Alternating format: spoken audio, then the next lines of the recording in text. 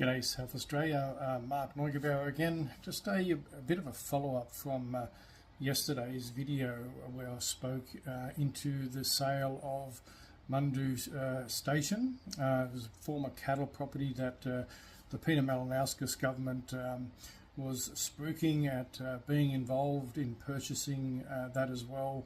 So I just want to do a really quick update from a post that I saw from Senator Murray Watt from Queensland.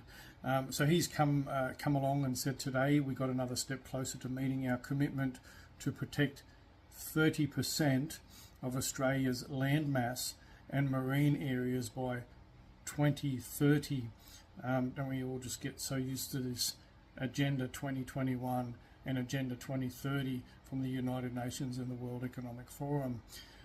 He goes on to say, we've joined with the Malinauskas government, so this is the federal government joining with the Malinauskas government, so all governments are really beholden to us, the taxpayer, the voter, the people that give our politicians power, to purchase, and also private donors, so apparently there's some private donors in that as well, to purchase a former cattle station on Mundu Island, which will be rehabilitated and added to the Coorong National Park.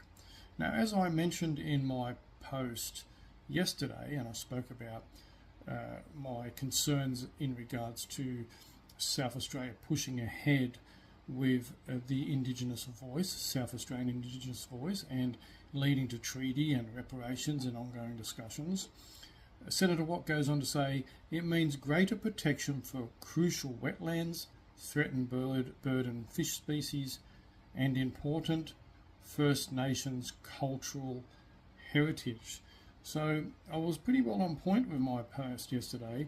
They are not going to stop this. So how much of Australia is already, I believe 50% of Australia's landmass is already under Aboriginal ownership and or control, 50%, and they're talking about 30% of Australia's landmass and marine areas to be part of protection by 2030, this whole 2030 agenda. So let me just be very clear here to everybody. These decisions being made by our Labor government at the moment, and I'm not letting Liberal off the hook, because if you think that Liberal's any different to Labor in regards to the whole overall agenda, this is being pushed by the United Nations and many other think tanks and global financial management firms, the World Economic Forum and others. These are all part of their think tank and agenda, and